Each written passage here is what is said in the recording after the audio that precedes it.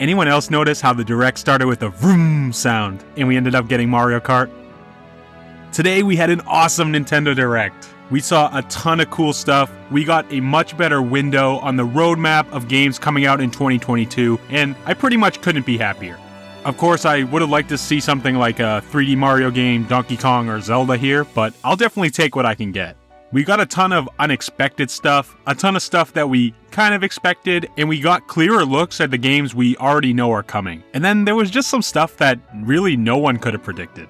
The Direct started off just how I like it, with a flurry of Nintendo first-party stuff. It opened with the reveal of Fire Emblem Warriors 3 Hopes, a Three Houses themed Warriors spin-off. This is something I've wanted for a long time, and I'm just super excited that this is now coming. I love Warriors games, and it looks absolutely incredible with the Three Houses characters. It's amazing to see these characters from a different lens, and it's gonna be a blast controlling them from a new perspective and seeing what kind of new moves they get. With the amount of characters introduced in Fire Emblem Three Houses, and beloved characters at that, I'm excited at who we're gonna be able to get to control, since Warriors games typically do allow us to control several different characters. And I'm pumped to see how the story and lore of the world of Three Houses expands with this spin-off. I absolutely love everything Three Houses, and I'm stoked to revisit this world again. A sizzling summer title, Fire Emblem Warriors 3 Hopes is coming in hot June 24th, 2022. Next, we saw a little bit more of Advance Wars 1+2 Reboot Camp. We got a little bit of details on both campaigns, and it showed some more polish and some of the quality of life things like the fast forward feature. We also got a brief look at multiplayer, and that leaked April 8th release date actually turns out to be correct. Very excited to check these out early spring.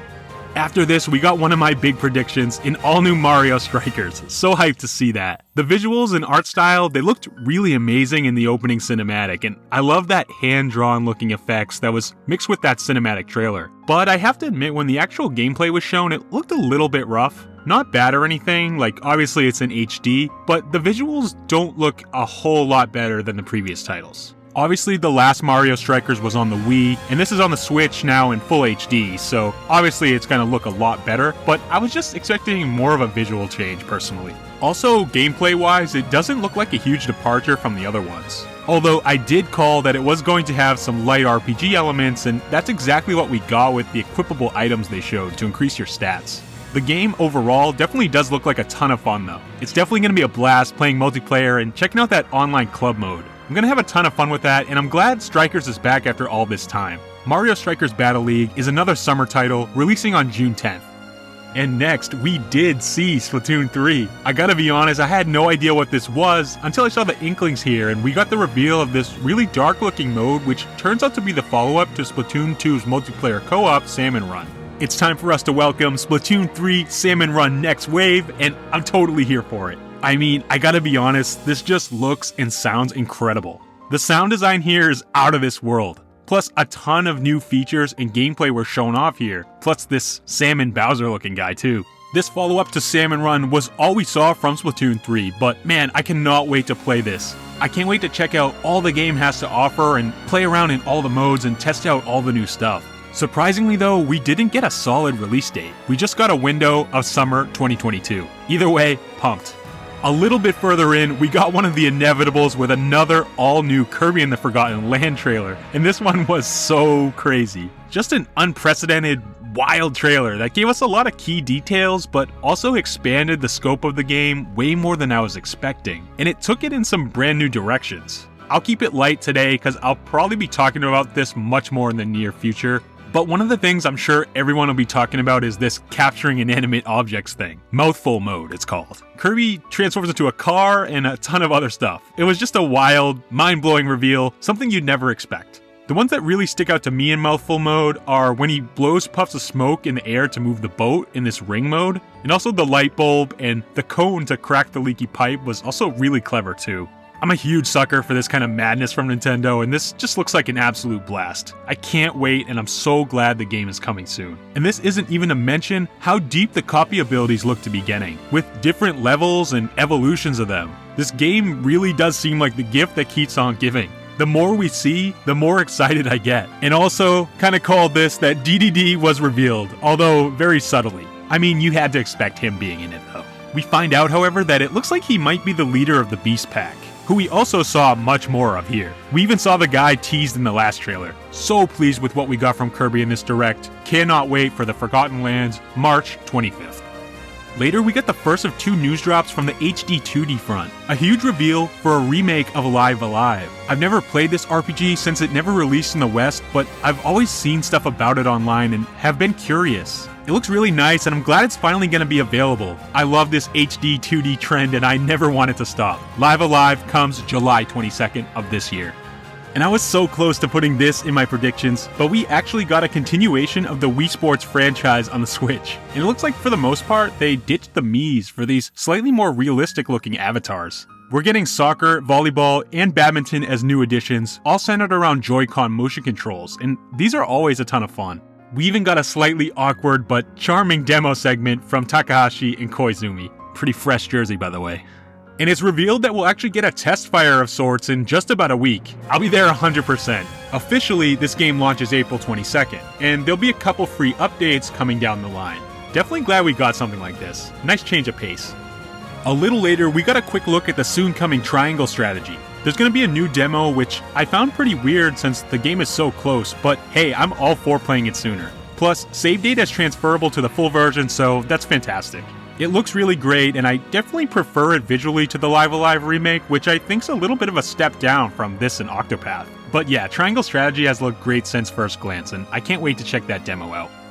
And man, I have to talk about this absolute bombshell. I never in a million years would have predicted any sort of update to Metroid Dread, but it looks like they do have a little more to offer us with what is essentially a don't get hit mode, an easy mode, and most exciting to me, a boss rush mode. Dread might have the best group of bosses in one single game that I've ever played, so boss rush mode for me is the stuff of dreams. Huge pop off when I saw this one. I wish the boss rush mode was out today, but it's out in April. Either way, the other 2 modes are available later today. It's probably for the better that boss rush didn't come out today, or I probably wouldn't have got this video out. I'd 100% be playing that instead. But super cool stuff here. I did not expect to see Metroid today. It's always kind of a tearjerker seeing Nintendo acknowledge Mother in a modern direct, but I mean in a good way. Toward the end of the presentation, we did finally find out why Itoi retweeted the direct announcement. EarthBound and EarthBound Beginnings are coming to NSO today. Fantastic news, as those were big omissions from the library, but this is kind of the bare minimum when it comes to Mother stuff on Switch. It's a big deal, but we always want that remake or that Mother 3 or Mother 4 or something. It's still definitely super exciting, and it's going to be fun just to boot these up and see how they look on Switch. And anyone who hasn't played EarthBound, you're in for a treat. Play it now. And even though it's the first game in the series, do not play Beginnings first. Please, I'm telling you. For our second last thing, another bombshell was dropped as Mario Kart 9 was essentially killed off for at least the next 2 years. But Nintendo did do the business smart thing and announce a bunch of paid DLC courses for Mario Kart 8 Deluxe, Coconut Mall included. Hey, for me, this booster course pack makes a ton of sense and it's the next best thing other than a new entry. I can't wait for this to drop on March 18th. Insta day one buy for me, and it's 6 waves of courses for a total of 48 newly remastered ones for only about $25. With this, we're getting closer and closer to that Mario Kart Ultimate, and I'm in support of it. Crazy cool announcement, and I'm even more glad now that I rebought Mario Kart 8 on the Switch. It's also free if you have the expansion pack, which is a huge homie move from Nintendo. I love them. And to cap it all off, we definitely got a fitting one more thing with the reveal of Xenoblade Chronicles 3. Monolith Soft's next big project got a major pop-off from me, and it looks fantastic. It really does just look perfect. The art style and design is just so Xenoblade it hurts. And the scope, style, and scale of the game just looks great. This reveal was inevitable. I just wasn't sure if it was going to come today or sometime in the future. I'm gonna watch this trailer again, probably like 50 times over, I'm sure. It's beautiful looking and sounding, and the game's launching in September. Wow. And that just about does it. 2022 is truly looking like a replay of 2017, with Breath of the Wild, Mario Rabbids, Splatoon, and now Mario Kart content and an all-new Xenoblade entry. All that's missing is the new Mario. E3 maybe? Man, oh man, my pulse is still coming down, and I hope all of you enjoyed today's Direct as much as I did. Thanks for watching, and for more videos on all these games, keep it locked here for more quality Nintendo content.